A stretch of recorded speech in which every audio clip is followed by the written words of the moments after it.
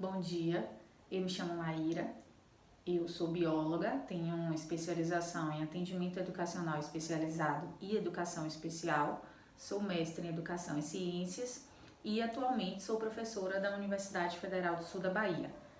Leciono as disciplinas de estágio supervisionado e a prática como componente curricular. A disciplina a qual eu estou me candidatando é Tópicos em Educação Inclusiva. Portanto, hoje eu irei discorrer um pouco sobre o percurso histórico, desde a segregação até a inclusão.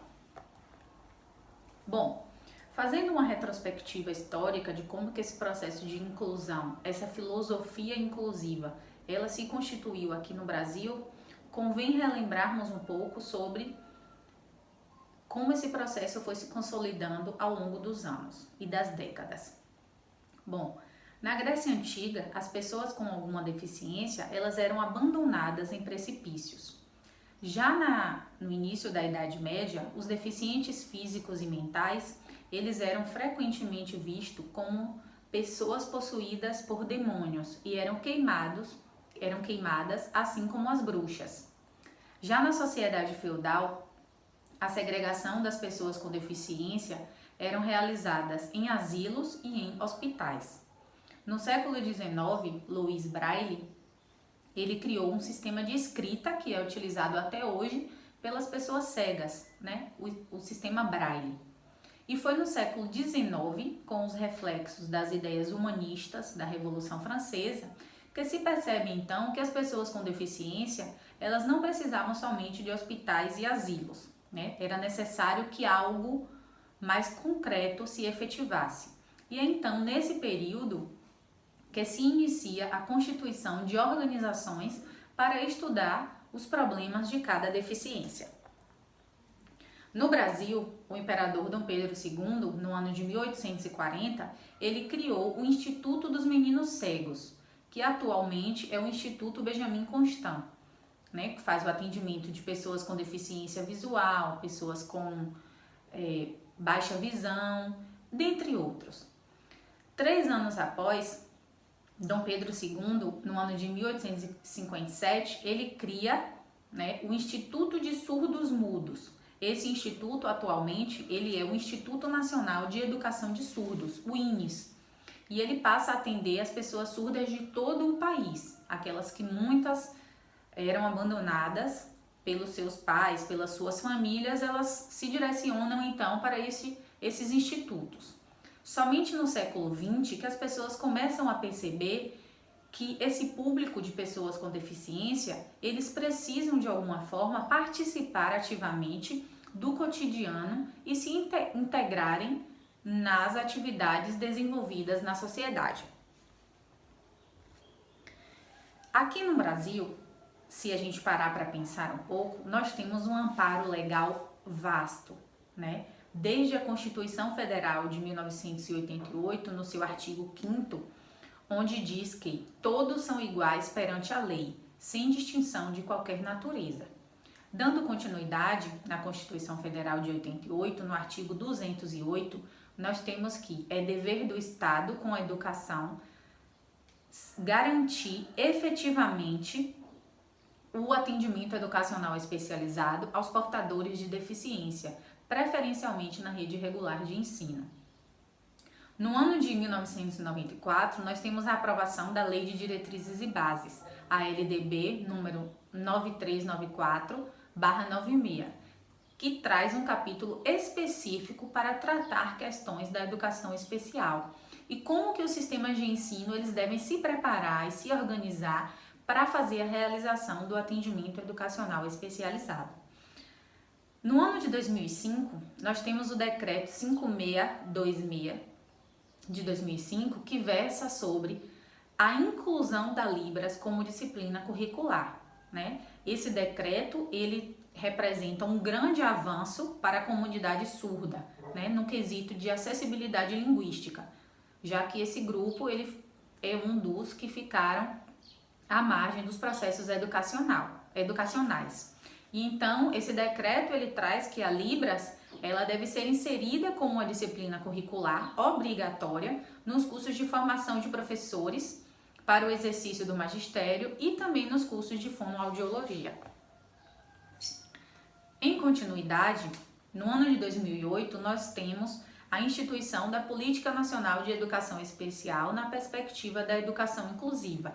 Essa política ela constitui um importante marco para a garantia da inclusão desses estudantes da educação especial na escola regular. Então, esse acesso ao ensino comum, ele passa a ser garantido legalmente e, em complementaridade, deve ser feito o atendimento especializado nas salas de recurso multifuncionais.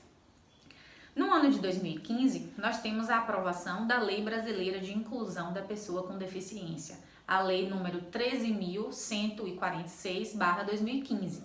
Qual é o objetivo dessa lei? Ela traz todo um aparato, toda uma constituição destinada a assegurar e promover em condições de igualdade o exercício dos direitos e das liberdades fundamentais, visando a sua inclusão social e cidadã.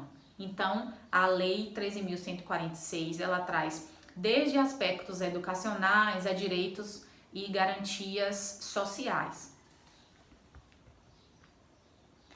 Eu vou mostrar para vocês essa imagem que representa como se deu o agrupamento dessas pessoas, ao longo do período, ao longo da história. É um pouco do que a gente acabou de ouvir, Até que se chegue à etapa da inclusão, essas pessoas com deficiências, elas foram excluídas, marginalizadas dos processos sociais e educacionais.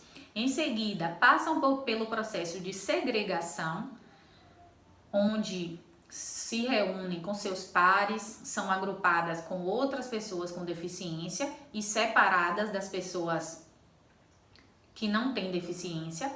Posteriormente, passam por um período de integração, onde elas são inseridas nos contextos sociais e educacionais, mas não fazem parte desse processo.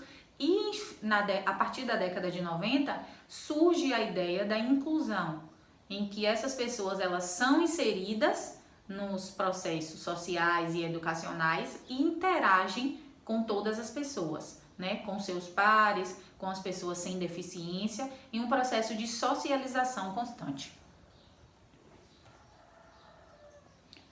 Bom, na realidade, trocando em miúdos, o processo de inclusão ele vai além dessa inserção de alunos com deficiência na escola, A gente precisa pensar no processo de inclusão como uma reorganização do trabalho pedagógico escolar. Então, o professor sozinho, ele não dá conta de assumir essa responsabilidade, precisa então fazer um trabalho de parceria, de colaboração com outros profissionais da educação especial.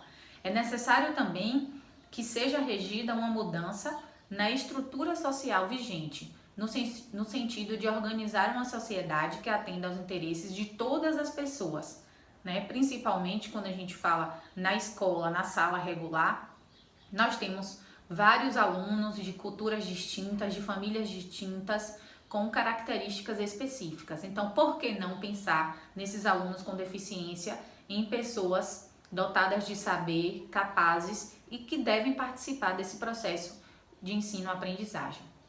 Então, dessa forma, pensarmos na inclusão social deve ser uma responsabilidade de todos. Uma indicação de leitura para o aprofundamento dessas discussões é o capítulo 3 desse livro, da professora Rosita Edler Carvalho, Escola Inclusiva, a reorganização do trabalho pedagógico. Então, no capítulo 3, ela faz discussões das políticas de educação especial até as políticas de orientação inclusiva. Então, faz um resumo reiterando tudo que nós discutimos nesse vídeo de hoje. Obrigada!